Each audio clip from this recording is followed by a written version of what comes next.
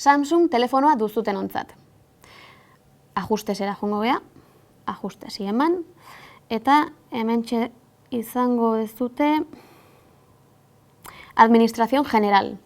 Jartzen duen atala, eman horri eta goigoian daukazue idioma. Eman idiomari, eta kasu honetan espainol daukagu hemen lehenengo postuan eta postu bakarrean. Hemen azpian jartzen du añadir idioma, eman horri, eta hemen euskara aurkitu behar dugu, eta euskarari eman. Kasu honetan, aukera bezala jartzen digu predeterminatu bezala edo lehenengo postuan euskara jartzeko aukera hori, eman baietz predeterminado. Eta aukera hori izango ez bazenute ere, gogoratu hemen iskina honetan eman diezaiokezuela eta arrastratu dezakezuela lehenengo postura, bai? Berriz eraldatuko dugu, ze espainola jarri dugu lehenengo postuan. Eta modu honetara, jakin behar dezute, kasu honetan ere, bi hizkuntza eukitzeko aukera ematen dizutela. Lehenengo postuan euskara jarri dugu eta bigarrengoan kasu honetan espainola. Egin eta eragin. Zure hatzmarka euskaraz.